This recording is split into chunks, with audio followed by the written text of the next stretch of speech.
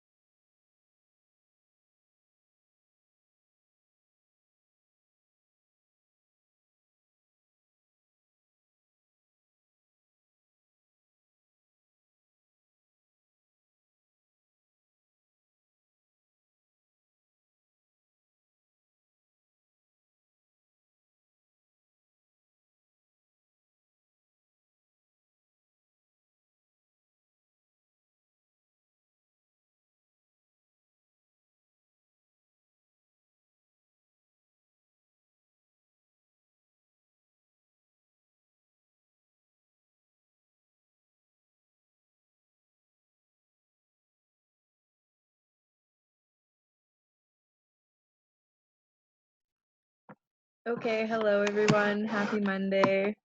Congratulations on submitting your first assignment.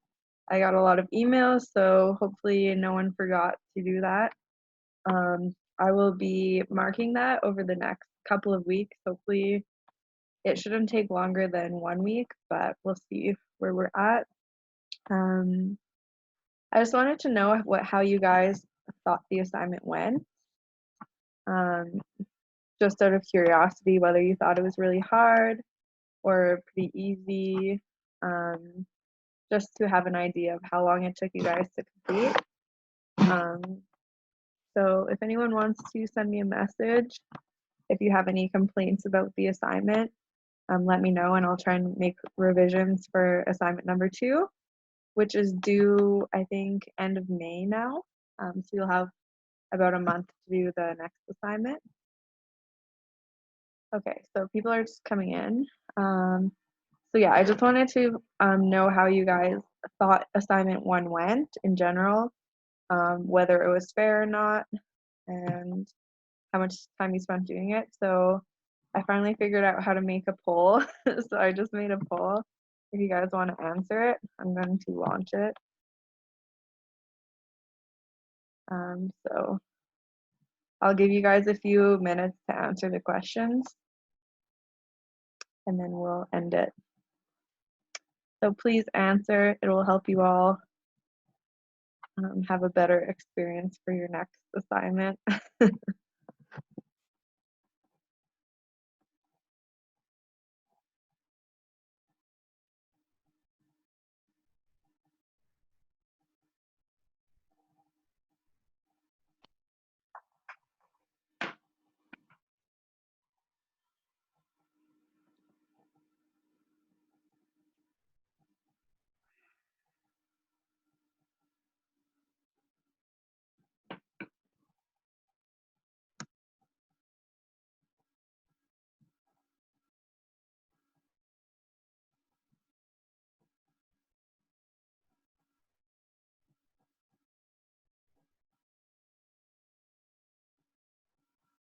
Okay, so for you, those of you just coming in, please answer the poll so I know how I should make the next assignment based on assignment 1.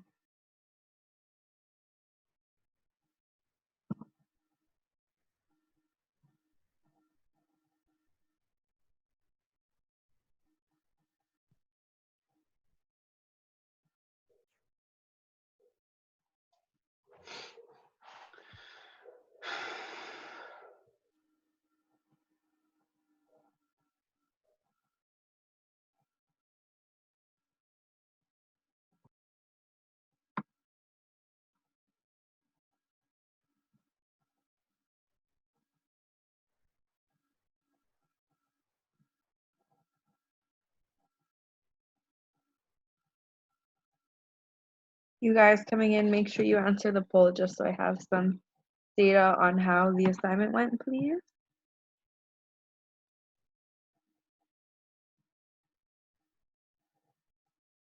I'll give you a few minutes.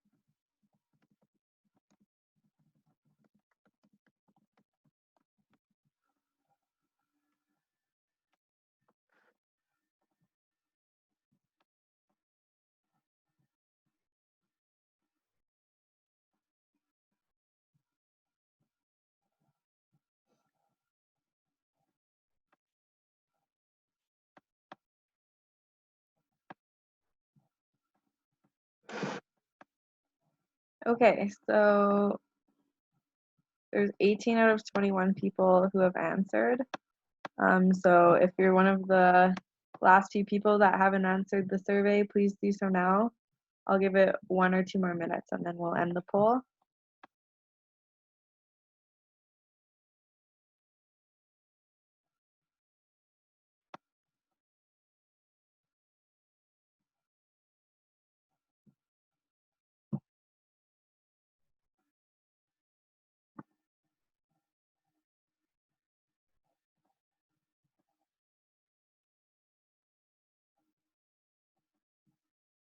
Okay, no one else is doing it, so I'm gonna end the polling.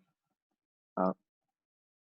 So, I wanna share results. Okay, so can you guys see what I'm sharing? So, okay, so it seems like, okay, so the first question asks, how many hours did assignment 1 take you to complete? I wanted it to be around 6 hours, no more than 6 hours. So I can see only 5% or 1 person actually took less than 4 hours to complete it. And the rest, most of you guys took between 5 to 15 hours. So there's a really large range in there. And then 21% took more than 15 hours, which is way too much. So I will keep that in mind. Maybe the questions were too long or asked too much of you guys. So I'll keep that in mind for assignment 2. And then what was the level of difficulty from 1 to 10, where 1 is the easiest? Okay. So somewhere between 3. We see a lot of concentration in 5, 6, and 7, so that's good. I don't want too many 10s. I don't want you guys to think this assignment is possible. I want you to think it's doable and to spend time on it. And if you spend time, you'll be able to figure out the answers, right? I'm not trying to trick you guys or make anything impossible. So if you are number 10 and like you felt like this assignment was impossible, I would come talk to me. I did try and make a tutorial before the assignment where you guys could kind of learn some STATA techniques to solve the problems.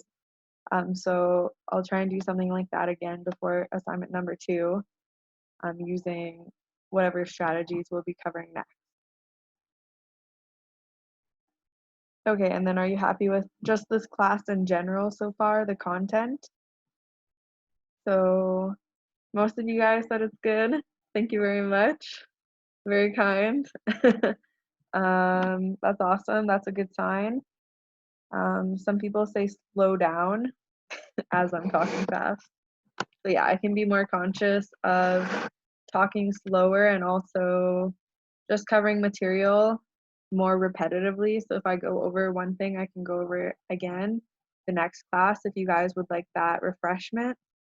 I have had a couple people email me that their internet is not very good, so that sometimes when I'm talking, it's hard to understand just because of the internet slowness. So if you feel like that's happening to you and you really aren't understanding me throughout the class when it's live, I would recommend just wait until I post the class online, and then it should be better quality. So if you really can't understand me live, I would just wait, not come to this class, and then watch it later on your own. And then you can pause the video as many times as you want and rewind. So that can be really helpful for you guys if you feel like you missed the concept. Even like if you didn't understand something from class, the nice thing about having online classes is that you can go back and see my old videos. So there's no excuse of missing class this semester. So yeah, definitely go back to the videos if you need some clarification. If not, I'm happy to cover it again in the next lecture if you send me an email. Okay. And then go faster. Do I go slower or faster? And then not enough papers, examples, only a few. I always try to include like at least 2 papers that cover the methodology that we're talking about, so you guys will see that more.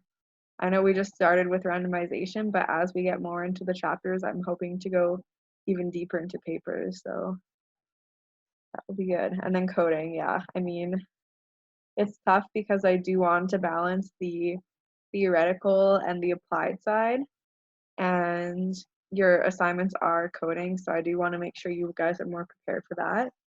Maybe I'll try and do a class next week just of coding and no papers at all. If you guys want to send me emails about what kind of themes you want to touch on. I know. So from this assignment, you should have a good idea on where your skills stand. I tried to ask basic things, so just being able to do descriptive data. So like asking you, what is the median of this value? What is the max value? Creating a table. What's your output? Making regressions. So all of these things are really essential if you're making your own paper, especially in your thesis or TA project. So I'm trying to give you guys skills for that. If there's any other kind of empirical techniques you want to work on, I think it'd be cool if we could cover each methodology as they come by. So this next chapter will be instrument variables, so maybe we could look at the static commands for that one.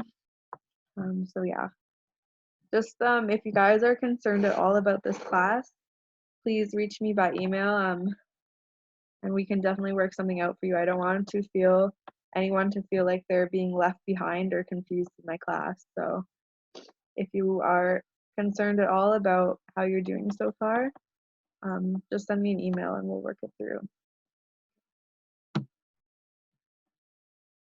Okay. Are there any questions before we finish with chapter 3?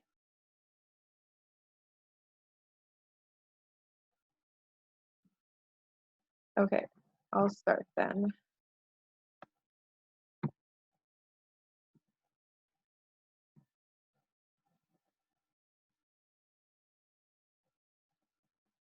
I'm also just going to share this screen first. Just a reminder, so this is where we're at in our semester. So we've already finished 4 weeks of classes, and you guys have submitted your first assignment. And So hopefully I'll be done grading that in the next week or two. And so another 4 weeks from now, you have your assignment 2 due. Okay. So in the next month, we'll be covering instrument variables and difference in differences. And then within difference in differences, we'll also talk about synthetic design as well, because that's also a cool one. And then basically a month from today as well. I guess this is more like 3 weeks. So yeah, assignment 2 will be May 17th. I'll try and make it a little bit smaller, considering some of you guys took around 20 hours to do assignment 1. That's way too long. So assignment 2 will be due May 17th, and then the referee report will be due May 29th at midnight. So that's basically a month from today. Make sure that you don't start writing your paper until you've confirmed with me that that's your referee report, because remember, there's only limited spots per paper. So there should ideally only be 2 people writing about 1 referee report, and that's just to limit the copying. So don't just start writing on any paper. Make sure that you confirm it with me, because I do have a referee report list. So you can see how I have all the papers here.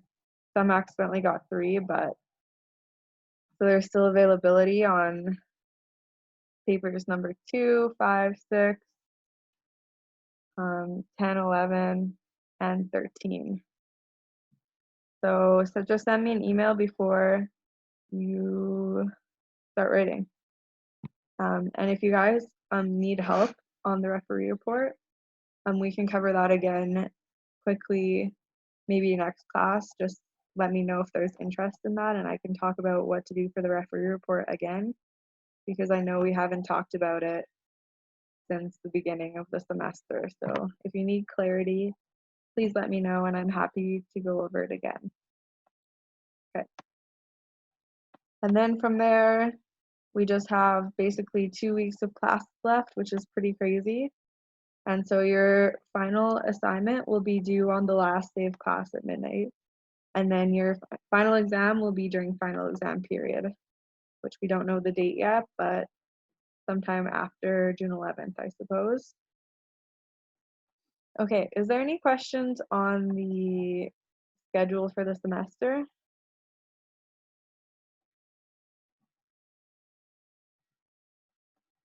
No? Okay, awesome. Doing great so far, you guys.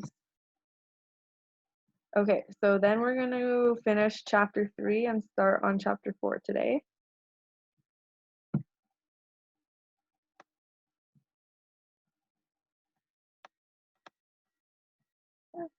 Okay.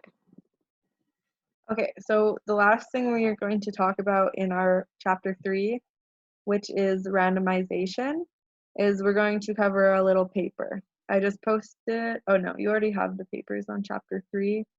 So if you want to read these papers in full, you definitely should. I recommend it, because it's really good to get used to how a academic paper is kind of formatted and worded, and how they go through the kind of abstract and introduction, and how they break apart the methodology.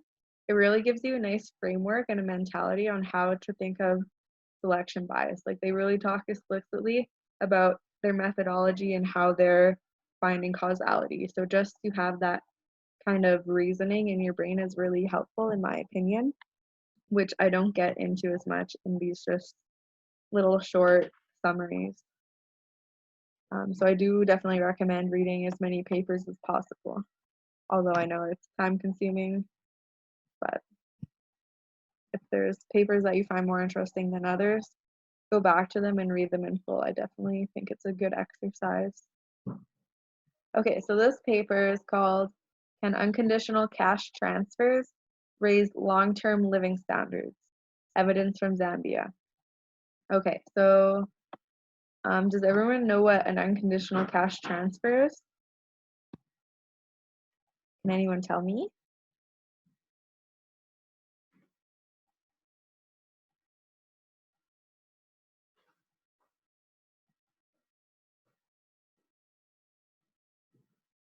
No. Oh,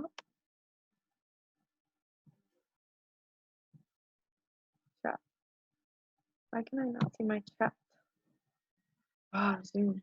Oh, sure. Oh, okay. So Nicholas says giving people cash without strings attached. Exactly.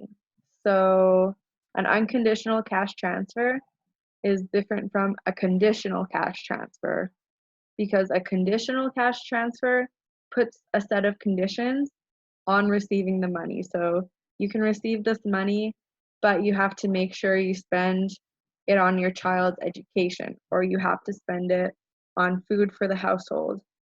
So they put conditions on it in a conditional cash transfer. In this case, unconditional cash transfer just gives a household or an individual money and they don't tell them what to do with it. And this is basically the argument that people know best how they need to spend their money and where to put it towards. So we shouldn't tell them what they should be spending their money on. So that's one argument. And then people who think conditional cash transfers are better say, well, people don't always spend their money on what's best for them. Maybe they'll spend it on things that we don't think are good necessarily, such as alcohol or cigarettes. That would not be an effective investment or a good policy decision if they're spending it on things or goods that aren't going to improve their outcome, right? So there's pros and cons of both because an condition an unconditional cash transfer is much cheaper because you don't need to pay as much attention. It's just kind of give it and you're back off. Whereas conditional cash transfers, there's a lot more interference in the household to make sure that they are complying. Okay. So yeah, in Africa, state-sponsored cash transfer programs now reach about 1 million people, so that's quite large. The question is, do these programs raise long-term living standards? So is it just that these people receive these cash transfers and the money disappears quickly and it has no lasting effects on their actual quality of life? Or is this one-time cash transfer basically an investment that can increase their living standards for a long period of time? This is a really important question.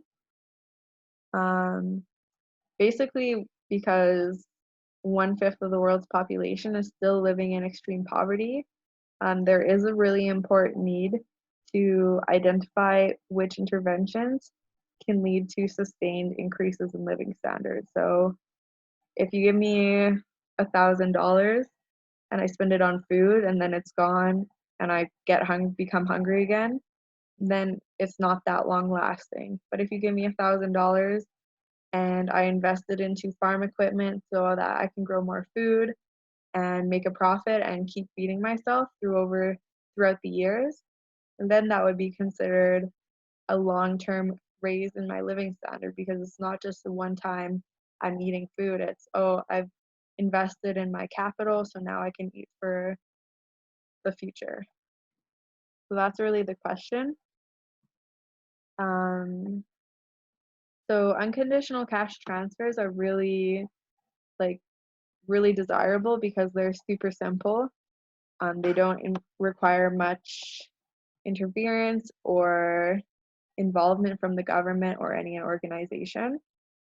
And it can also basically reach a lot more people because instead of spending money on people to monitor the program or to just make sure that people are spending their money on how they should be, that is a cost. And if you have an unconditional cash transfer, you don't need to spend that cost. So that means you can reach one more person, right? So when you're reducing the cost of distribution, you can distribute to more people, right? So that's the really desirable quality of unconditional cash transfers, just that you can reach more people than you could with a conditional transfer. Okay. So yeah, basically the question is whether it has the potential to go just beyond protecting consumption and generate impacts on productive activity as well, which could lead to permanent increases in living standard. So that's what I talked about. If I'm receiving $1,000 and it's only increasing current consumption, and then once all the money's gone, your basically consumption patterns revert back to where they were before.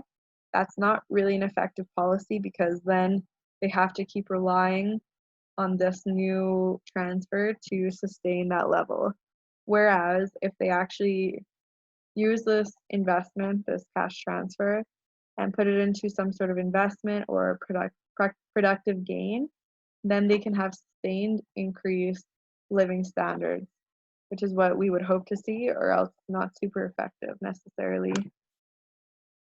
Right? So we know with a conditional cash transfer, say if you condition it on you making sure your child goes and gets an education instead of having to make them stay home and work, then you're investing in the child's education, and hopefully that will benefit the whole household and that they can get an education and then later find a better job that then they were able to by just staying in the household and being denied education.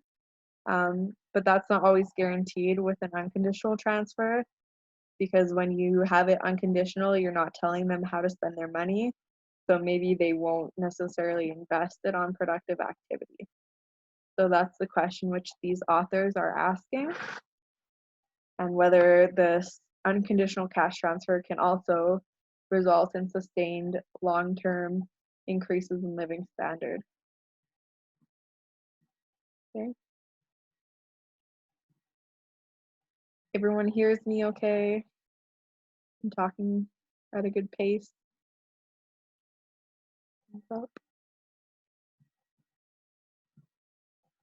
Great.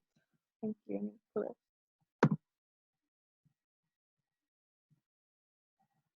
Thank you, other Nicholas. Okay. So the theory for intervention is that there are many constraints to people who live in poverty.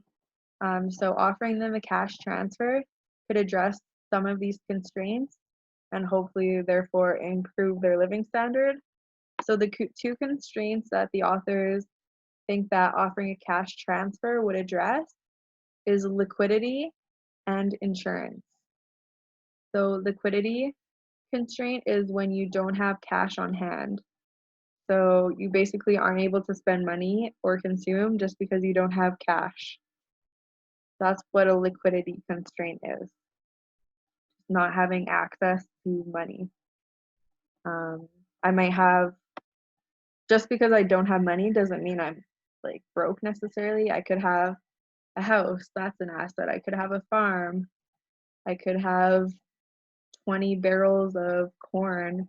But all of that stuff, even though it's valuable, it's not money and it's not useful for me to be able to consume necessarily.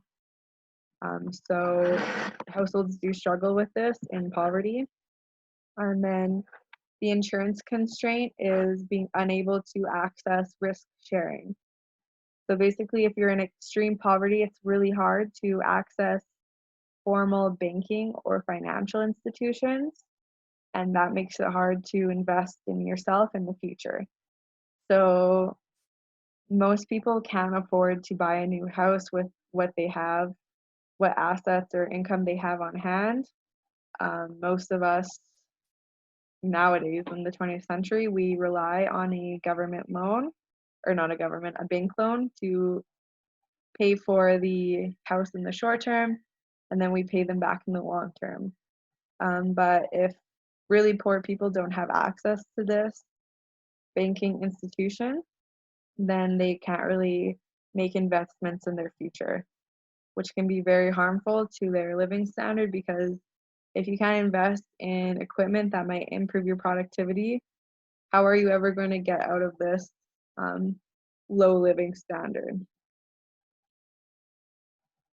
Okay, so although targeting is to the ultra poor, so super duper poor, even these households might spend some of their transfer on agricultural production as a way to ensure food security, and unpredictable transfers might be used for investment. So, of course, if these households receive a cash transfer, they are going to spend some of it on current consumption, so just increasing food, whatever goods the household needs. But the hope is that they would at least spend some of it on productive goods or activities, like maybe buying a new plow or equipment for your farm or fertilizer that can help increase productivity. So although some of it will be expected to be spent on current consumption, hopefully there will be some spent on specifically agricultural production, just because they're looking at a rural area in Zambia, which the main production is agriculture. So when they're talking about productive goods here, they're talking about agricultural production specifically. Okay, so in 2010, the Zambian government began to test two different cash transfer models just because they wanted to know about whether they should scale up this program or not. So when I say scale up, I mean expand throughout the whole country. So right now, they're in the testing phase where they only roll out the program to a few different villages, and they want to test how effective it is. And if it is sufficiently effective, then they can expand the program to the whole country. So this would be the testing phase.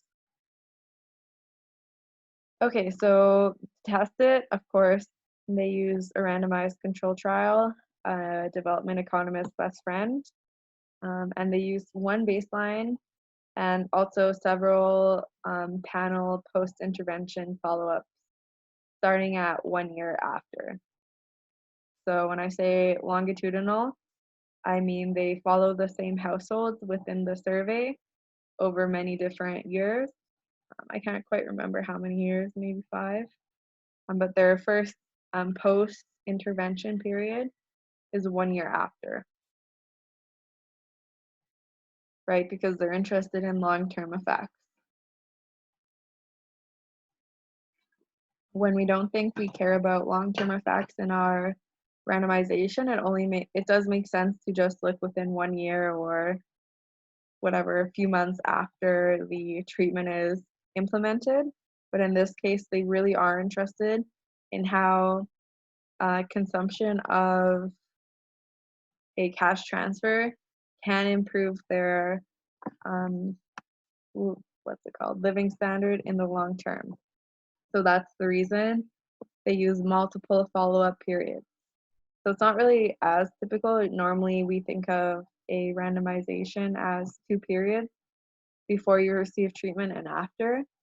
This one has a before period and then maybe 5 after periods.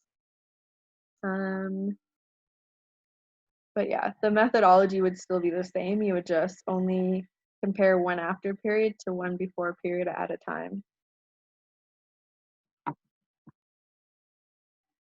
Okay, so there's 2 different programs that they wanted to test, and both models it included a flat unconditional cash transfer of approximately $12 per month every other month. So $12 US, which would be obviously more in Zambia currency. So yeah. So there was the 2 programs, as I mentioned. One of them was a child grant program, and that was targeted to all households with a child under the age of 5 within 3 poor rural districts. Okay, and then the other program was the Multiple Category Targeted Program, MCP, and that was targeted to vulnerable households, including those with a female or elderly head, if they had orphans, or if they had someone with a disability. And then they looked at that program in 2 rural districts. You can see the contrast. The child program was aimed towards households with a really young child in the poor area. And then the other one, the multiple category, was more about vulnerable households in general. So whether it was a female head, so likely the husband died for some reason, they had someone with a disability, that means someone who can't go and work and maybe they need to take care of this person. So these are two low income vulnerable groups, but they do have different basically characteristics, right? Um, so within these treatment groups, 90% fell below the national extreme poverty line in each program, and the median beneficiary consumption was around 30 cents per person per day at the baseline, so before treatment was started. So you can see that they're really targeting the groups they want to. If within this, their eligibility rule, so you can see that up here in the first paragraph is the eligibility rule. For the child grant program, the eligibility requirement is that you need to have a child under age 5 within this poor rural district. And then for the multiple category targeted program, the eligibility requirement is that you need to be considered a vulnerable household, which is if you have a female or an elderly person as the head of the household, if you're keeping orphans, or you have someone with a disability within these other two districts. So based on those two eligibilities, which say nothing about income, you can see that 90% fall below the national extreme poverty line. So that means they're targeting this program really well, because even though their target isn't based on income, they're still reaching the poorest population. So that's always a good thing to know. Any questions?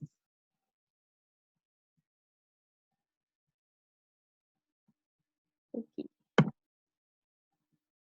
So there's clearly different demographic criteria across the two programs, but they're both receiving the same program delivery. Basically, the only difference is that the households should have different makeups. So what I mean is, clearly the child program are going to have a younger household, or they're going to have a house with parents and a young child, whereas the vulnerable groups program might be a bit older in age because they don't need to have a young child, and you can see they have a woman or an elder as the head. So you don't expect them to be identical in terms of characteristics, but they are receiving the same program. Okay, so yeah, as I said before, this child program, they find that it's composed of younger households, and they're going to have more prime age members. And then the MCP households, we're going to have an absence of prime age members. So maybe for some reason the husband died or whatever event occurred that there is no male head. And instead, maybe they have more adolescents or teenagers as well as elderlies. Okay. So we can't really compare between the two programs then, because the characteristics are different, but we can certainly compare within each group, right? So within each group program, we can compare between treatment and control, but we wouldn't want to compare like the treatment of the child program, the control of the MCP program, just because they're not similar at all in characteristics. And so we might have other things that are affecting the outcome.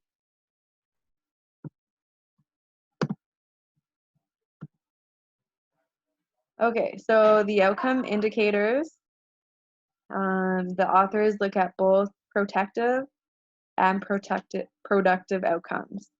So when we say protective outcomes, we're considering current consumption. You don't want to starve to death. You're going to eat food. You're going to spend money on things you need right now. So that's what they're calling protective outcomes. And then productive outcomes include basically investments in something that's going to make your agricultural productivity more productive. So maybe it's buying new farm equipment, maybe it's investing in your children's education, stuff like that.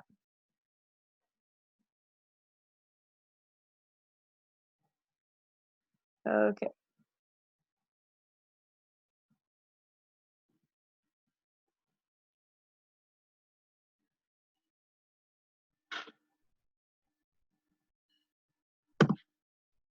Um,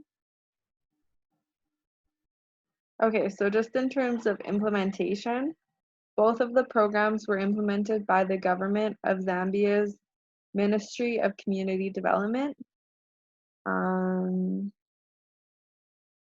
And then Mother-Child Health. Wait, what?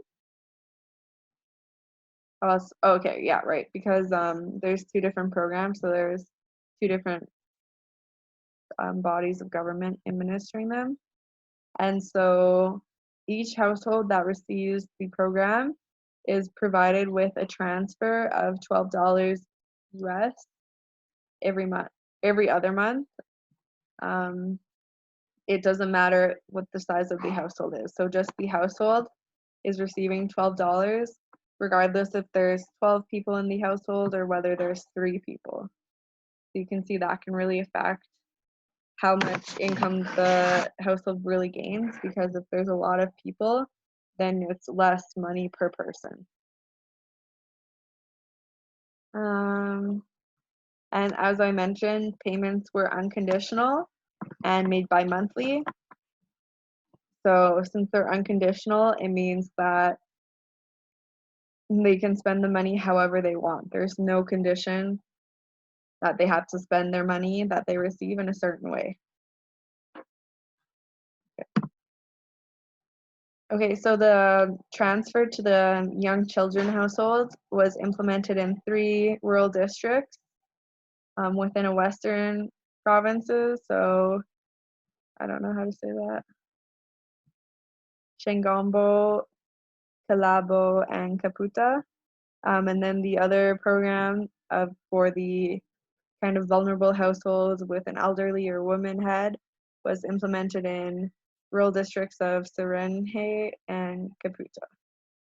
Okay, so all 5 of these districts are extremely poor, such that even though the program doesn't target poverty at the household level, we saw that 90% of the people who received the program did fall below the national extreme poverty line. So even though there's no eligibility criterion that you have to be extremely poor, just by conditioning on these household factors and locating within these poor areas, they find that 90% were below the poverty line, extreme poverty line. And also median income was really low, around 30 cents per person per day. So that's how we know targeting was really effective, because they're reaching the vulnerable populations that need this program. Okay. So of course they're using a random assignment design. So the random assignment of districts into treatment status obviously is essential for the authors to obtain causality.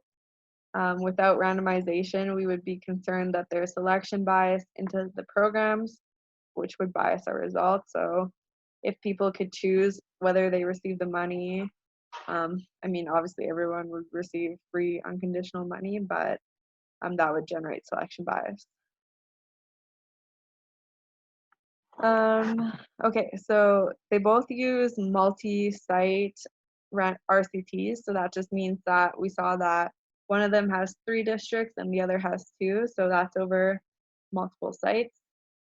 So within each district, communities were first randomly selected to enter the study, and then from there, households were subsequently sampled from each selected community. Okay, so basically not all communities were entered from the district, it was only randomly chosen. And then from the communities, households were randomly sampled.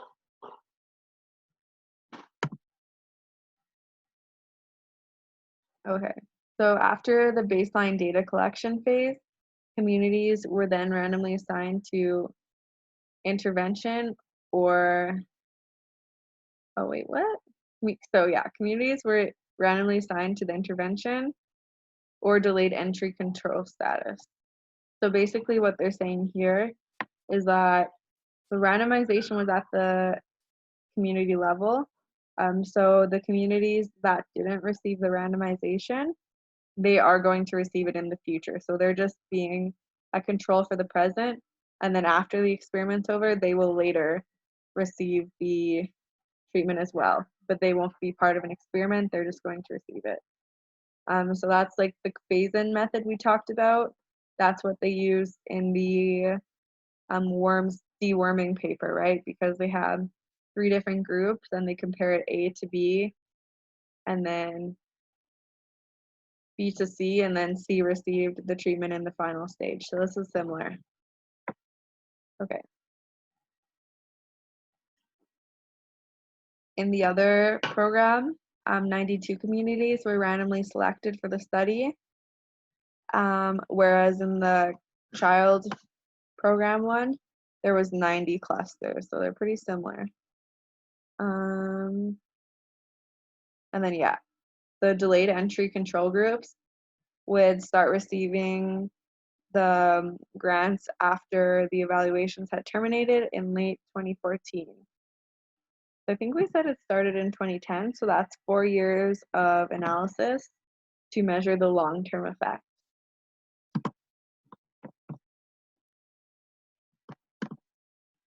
Okay. Okay, so for data, of course, this is an RCT and a prospective analysis. Everyone remembers what prospective analysis is. It's when you start the evaluation or impact evaluation as the experiment is starting as well. So that means that you have data on individuals before and after treatment. That way you can observe whether there's selection bias or not. So that's really helpful. Okay, so they observe that by collecting baseline surveys. Baseline always means before treatment, right? Okay, so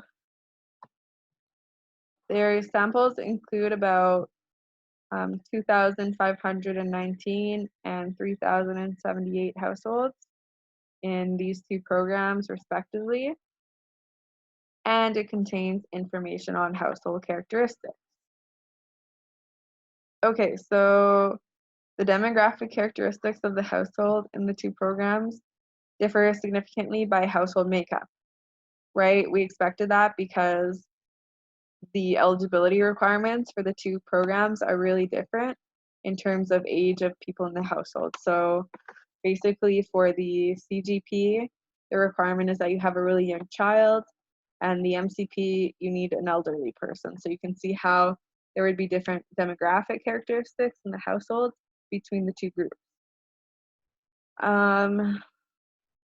But both groups also have extremely high poverty rates, so they're similar in that respect. So obviously what a baseline survey does is check that there is a balance in covariates between the treatment and control group, which you guys did in assignment 1. Good job. I'm sure you guys are all super clear on that now. If you aren't, do you guys want me to talk about that right now, about the purpose of a baseline table, or is everyone pretty clear on that?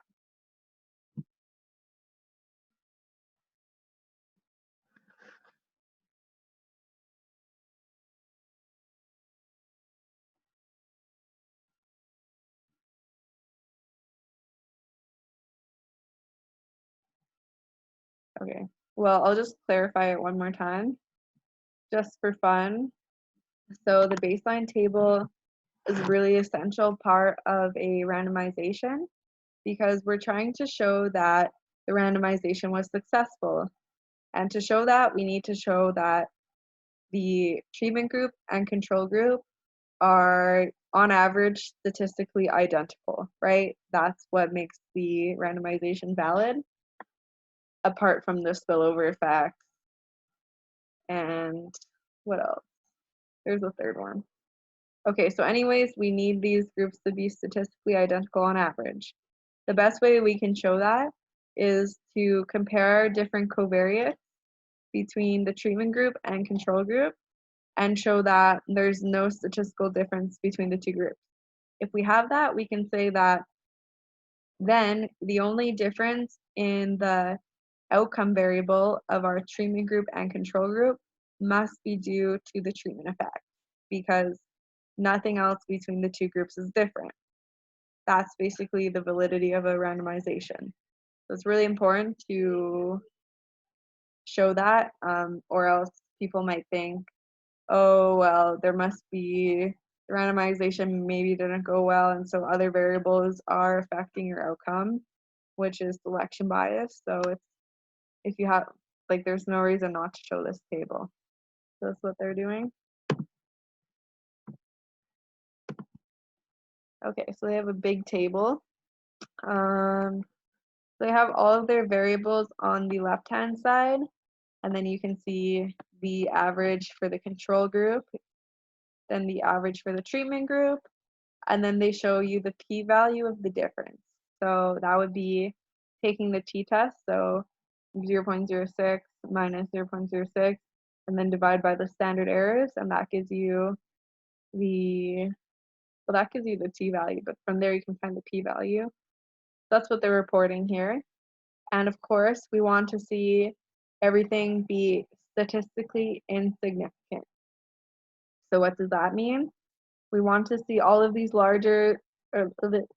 of these numbers larger than 10, right?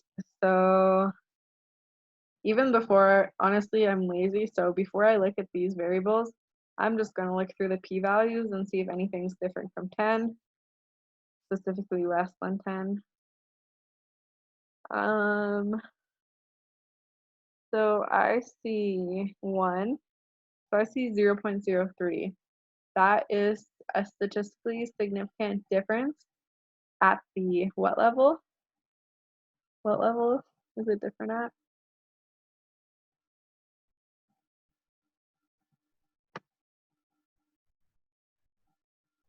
5%. Nice. Yeah, it's statistically significant at the 5% level. So what variable is that then? Do we care about it? Is our second question. So the question is, have you owned any goats in the last 12 months? So that would be a dummy variable equals 1 if your household owns goats, 0 if no. You can see that the average for the control is 0.01 and the average for treatment is 0.03. This is for the child program, whatever, if your household has a young child. Why do you guys, I don't know. To me, it doesn't seem too important just because they are pretty close together. It's just a low number, which is the reason why it's shown as statistically different. It can be a problem because if owning a goat is basically a proxy variable for income. So obviously households that own goats are probably richer than households that don't own goats, considering if they're both in agriculture. But I mean, it's hard to say. So I wouldn't be overly concerned about it. I don't know if you guys have any other opinions. If you're extremely worried about this 0.02 difference, 0.02 difference in probability of owning a goat. But to me, it doesn't seem so bad. Okay. And then for this other group, so the MCP, this was the vulnerable program where the household has to have an elderly or a woman as the leader or the head of the household and maybe someone with a disability. Okay. This one, same strategy. I just look for significance. If not, I don't care. But that's just like, I mean, you guys should look through the variables on your own time just to see what characteristics they think are relevant to the outcome.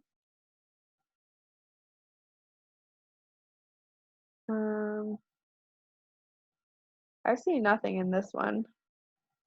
So nothing is statistically different for this group. So that's really good.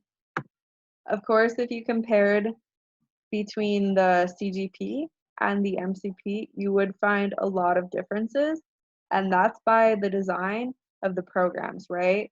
The CGP had one set of eligibility requirements, and the MCP had another set. So obviously, there's going to be some household differences and characteristics between the two programs, but we're not really comparing them. We're not using them as a treatment or control against each other. That's why it's not important. Okay.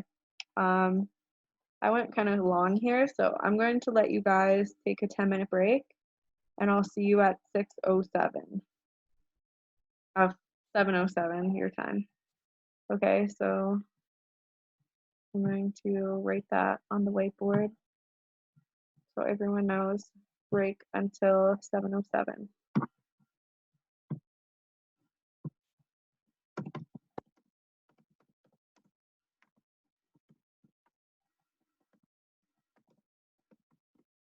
Okay, and with that, I will see you in 10 minutes.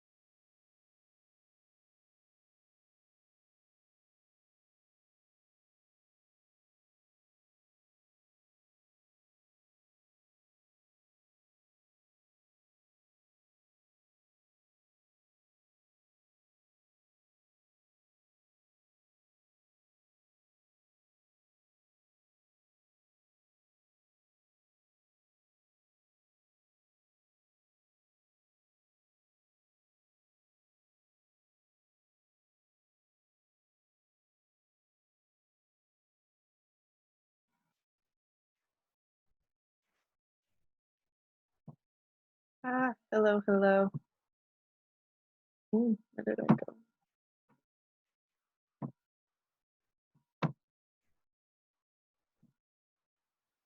Okay, so let's keep going. So we just talked about the balance table for this paper, and as you all saw, they're both pretty balanced. There was only one variable that is statistically different between the treatment and control group for the CGP program, and that was owned any goats in the last 12 months, and it's not largely different, and I don't think it has a huge impact on the outcome variables, so which is a long-term living standard. So I think we should be fine that it's not too balanced. I can't remember if they attempt to control for it or just argue that it doesn't matter and therefore just exclude it. We'll see. Okay. Oh, there's another one. Human groups have a marginally high divorce rate.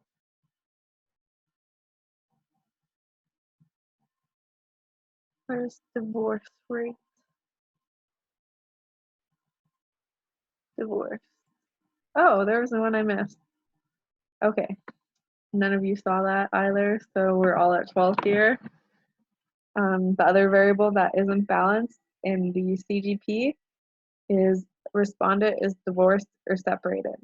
So you can see the control group has a larger likelihood of being divorced or separated than does the control group, right? So that's statistically significant at the 5% level as well. Oh, stop it. So again, like as we're considering the effect of long-term living standards, I don't see how it would have a large impact on the outcome variable. Although maybe if you have a partner, you have two sources of income. So it could be that the control group has more stable income compared to the treatment group, and that could affect the outcome of long-term living standards, but we'll see what the authors do. I'm sure someone complained about that, one of their peer reviewers. So, of course, the methodology here is a randomization. The authors look at the impacts both at 24 months after treatment and then 36 months after treatment. They basically want to see how effects persist over time. So if there is a significant effect on consumption at 24 months and then there's no effect at 36 months, we might be concerned that basically there was no investment in productivity and that all of the cash transfer was used for current consumption. Okay. I don't know if you guys can read that small. I'm an old woman, so it's hard for me. Okay. So this is the effects of the program specifically the CGP. So this was the households with the young children. So you can see their dependent variables are on the top here. And then they look at impact at 24 months and then impact at 36 months. So for total consumption, oh, they put the stars on the standard errors. I hate that. Weirdos. Okay. So you can see that there's a positive effect on consumption, both in the short term, well, shorter term, 24 months, a year after the money, and the longer term, right? So that's 1 year and 2 year after. And the effect is pretty similar. So you see a 40, let's see, total consumption. I don't know what the unit of consumption is. Let's say it's percentage.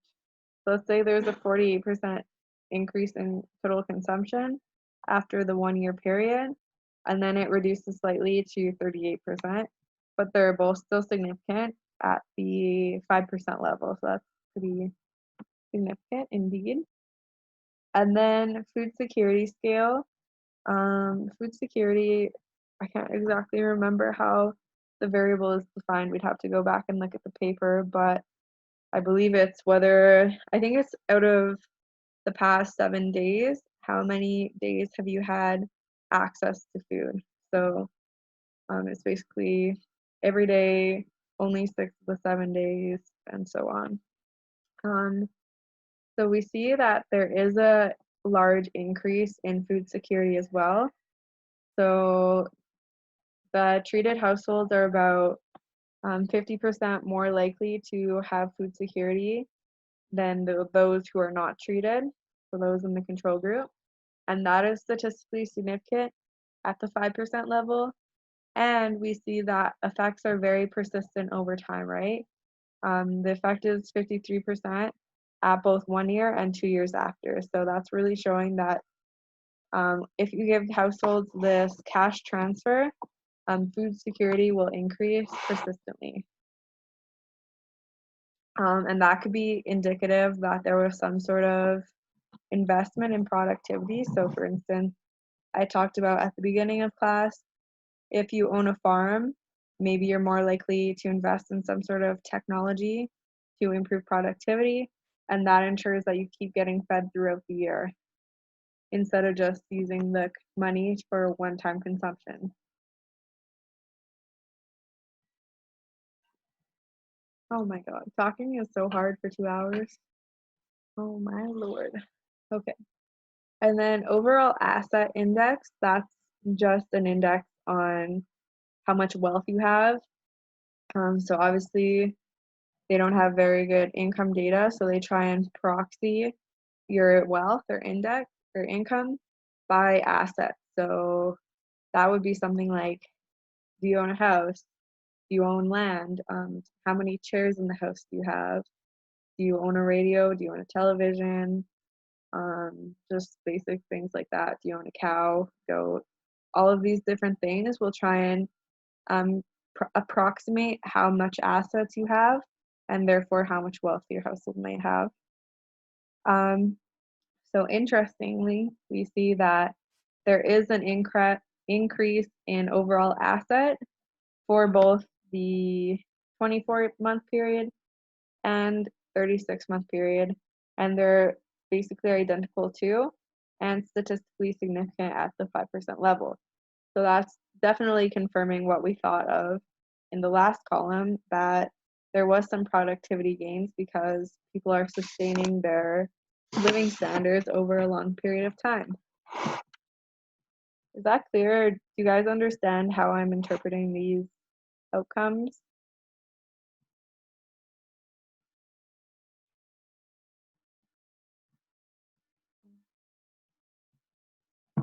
I'm sure yes. If not, stop me, please. Okay.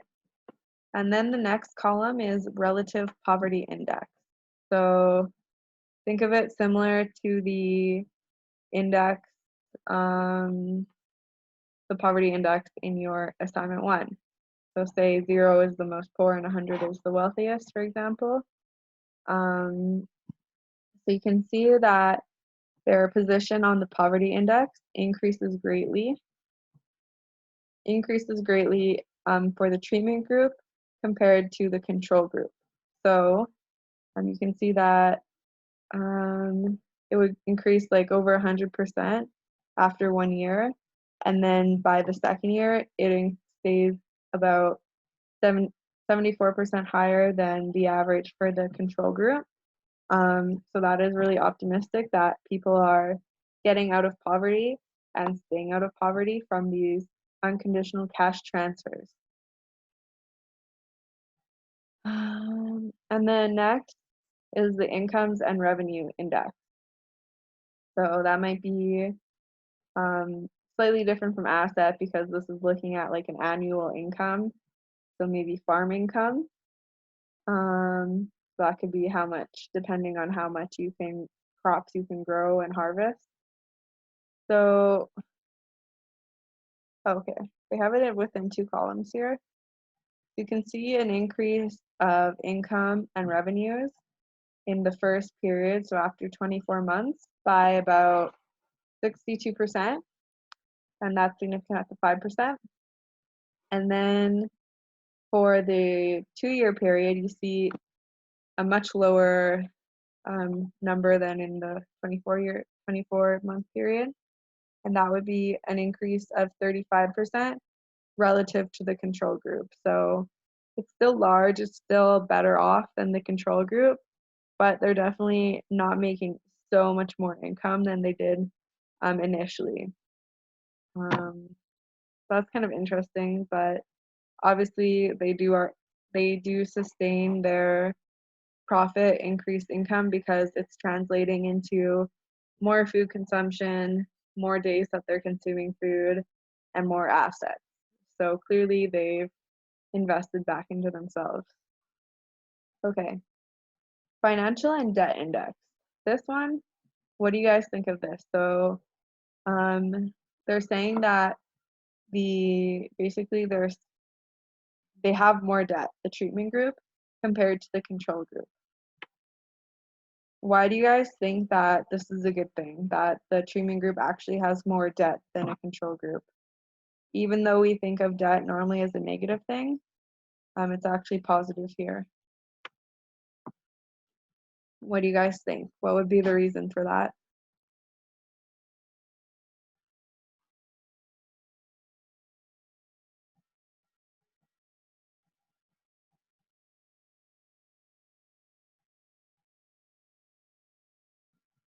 Anyone, please talk to me. More investment. Yeah, Susanna said more investment. Exactly. So before, the problem was that extremely poor households don't have any money to invest and they cannot access financial institutions.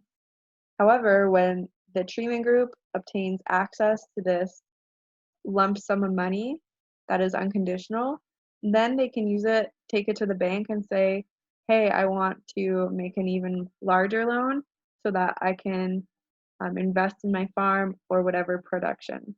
So the fact that the treatment group has more debt is showing that they actually are using this unconditional cash transfer for productive goods or activities. So that's actually a positive thing, because in comparison, those households that aren't receiving this transfer can't even access financial institutions. So this is a positive that they have more debt than the control group. Good answer. Okay.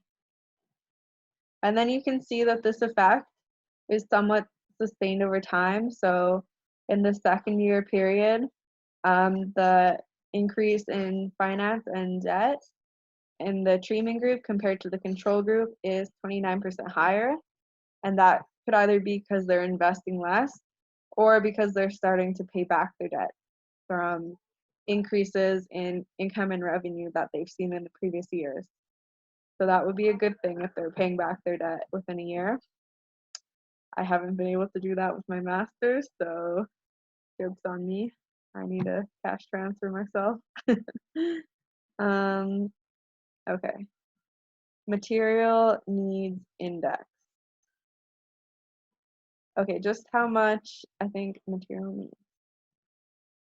I think it's how much materials they own. Like, I'm not exactly clear on that. I'd have to go back to the paper.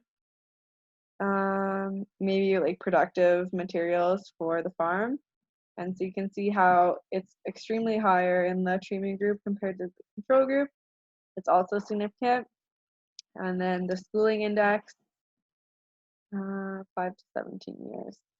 So how much education you have would be the index for the household. So whoever it be, there's actually no effect on schooling. So clearly these unconditional cash transfers weren't used on putting kids to school.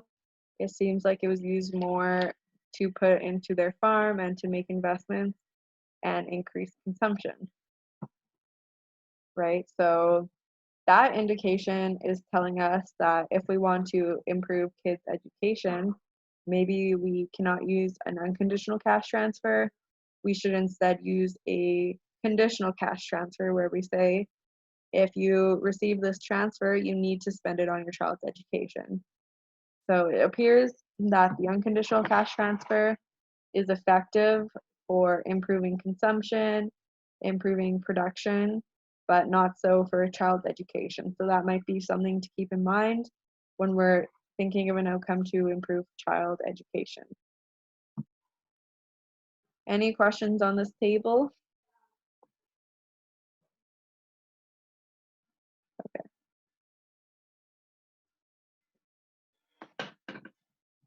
Next table. Okay, so this is the exact same thing except for the other program. So the MCP, which you guys recall was the kind of mixed household. You have a person with a disability, or you have a female for the head, or an elderly person. And what effects do they see? They actually see an interesting trend because unlike the other program, they kind of saw a decrease, a marginal decrease in consumption and investment over time. Whereas this group, you can see it actually increases over time. So, for example, total consumption per capita, you can see after 24 months, the consumption increased by 38% relative to the control group. But actually, after 2 years, it increased up to 51%. So that's really fascinating because it's a really large jump after the 2-year period. So that is very indicative that there was some productive investment. Same pattern for food security and for overall asset. You can see both of these outcome variables. They had an increase in the effect by about 44% compared to the control group. And after 2 years, it increased even more to, for the food security, 54%, and for the ASSA index, 72%. So that's really large. And then relative poverty index did not see this trend, but it is still a really large increase. So basically, their place on the poverty index is about 105% higher than the average for those in the control group. And then after 2 years, it goes slightly down to 97%. So that's still pretty large. That's pretty similar what we see to the CGP program, but the drop in the second period is a lot smaller. So we saw that for the CGP, the relative poverty index, the average effect went down to 74% in the second year, whereas here it only dropped to 97%. So this group seems to be really doing better than the other CGP group for sustained long-term outcomes. And then income and revenue index, same trend. I don't know why they make this up. They made it silly. Okay, so you can see how the income and revenue index, they saw an increase by about 19% compared to the control group. So that's good. That suggests that they're having more productive activity, which increases their incomes and revenues. And that even raises as well in the second period to 36%. So this is really encouraging because unlike the first group, they're actually seeing an increase in income over time. And then same thing, well, not same thing, but the finance and debt index. So remember how we said that accumulating debt is considered a good thing because that means that they're making investments in their productivity and they're also able to access the financial institutions. And we can see that stays very constant across the 24-month period and the 36-month period. So it's 34 and then it drops down to 33, which is a pretty small jump. And then interestingly, the effect for schooling here is positive and significant. So you can see that kids in this group actually receive more education. And that's really interesting to me. It doesn't seem intuitive because this group did not have any specific child requirements. It was more about having a mother or an elderly person as they had, or someone with disability. But maybe it's because the other group, you had to have a child under 5, so maybe kids don't start getting educated until 5. So that would make sense, I guess, if no child is actually even starting education yet, then there would be no effect on education, obviously. Whereas here, maybe we saw in the demographic statistics that there tends to be more teenagers, adolescents in this group compared to the other. So maybe these teenagers are basically using some of this money to improve their education, which is cool. So it's really interesting. Well, I mean, to me, it's interesting. I don't know about you guys, but it's really interesting to see how the treatment was identical and how it differently affected the treatment groups depending on the program. And that was mainly a function of the demographic makeup of the households. So always keep that in mind, how eligibility requirements can affect actually how the group is affected by the treatment. So if you're, I mean, like think of like the World Bank or the IDB, how they would be creating an eligibility requirement to enter a program, and that how that could actually determine how they are affected.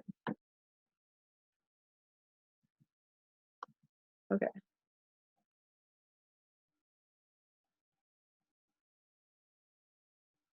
Okay, so in terms of internal validity, remember that internal validity is whether we obtain causality based on our methodology and the methodology assumptions.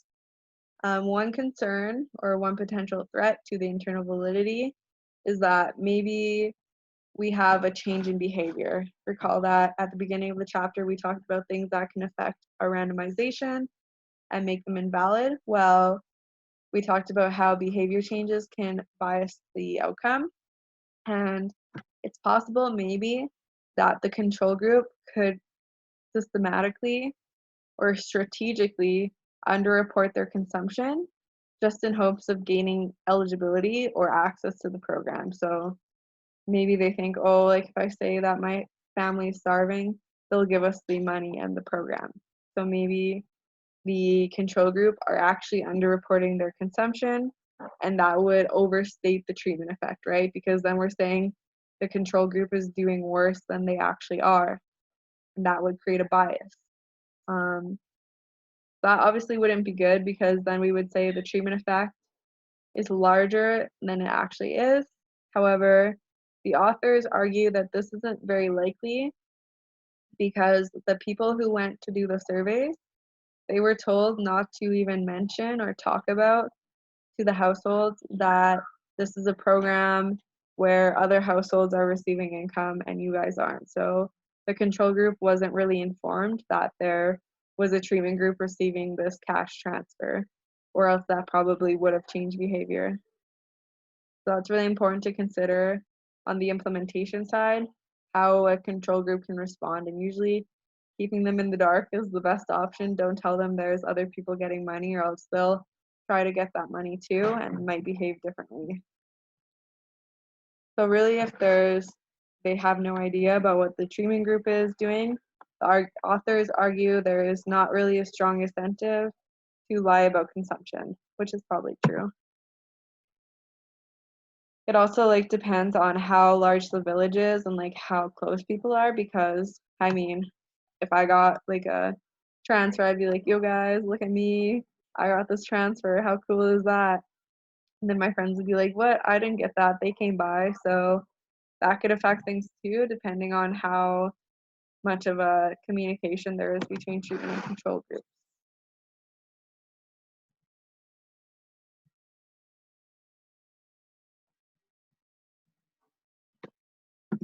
Yeah.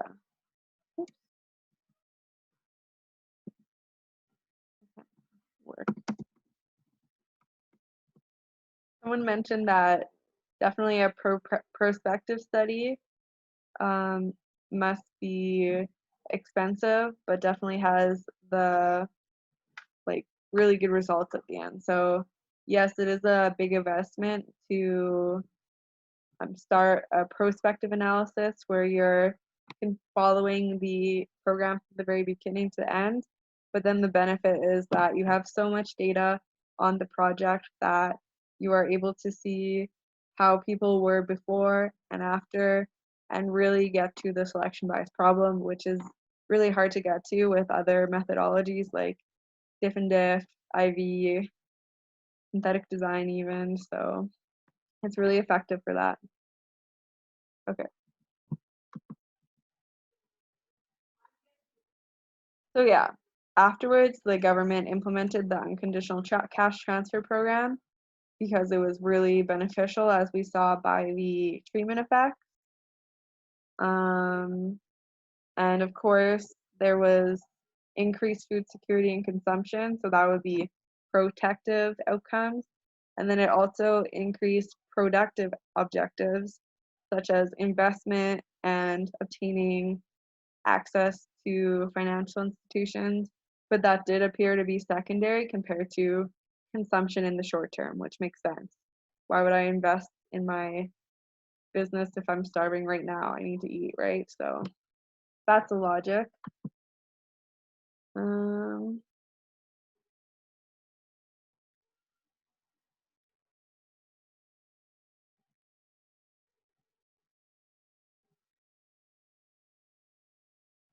okay, yeah. So basically, the concern is, I mean, within policy, whenever you give out money, there's always going to be people complaining that oh, you're just giving them money, they're going to rely on you, they're going to need you forever.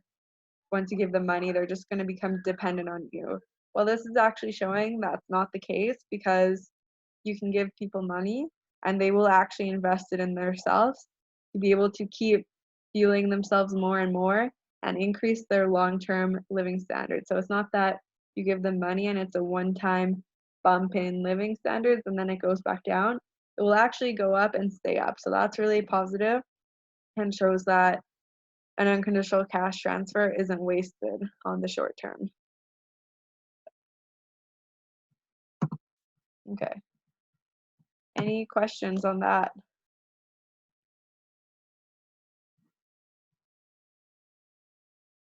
Okay.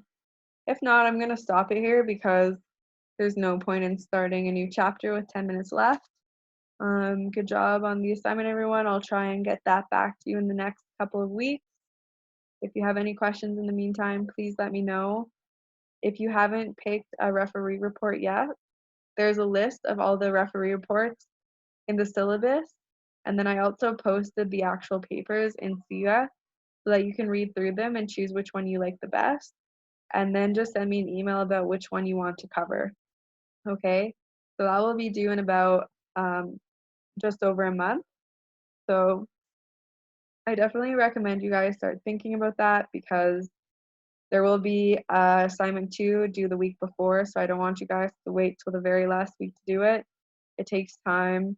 I don't want it just to be a summary of the paper. It needs to be critical thinking about how they're addressing causality and what potentially selection bias could be in there and different suggestions. So I do want you guys to be thoughtful. Definitely spending more time on it will pay off in terms of a better grade. Okay, so I will see you all on Wednesday. Have a good evening.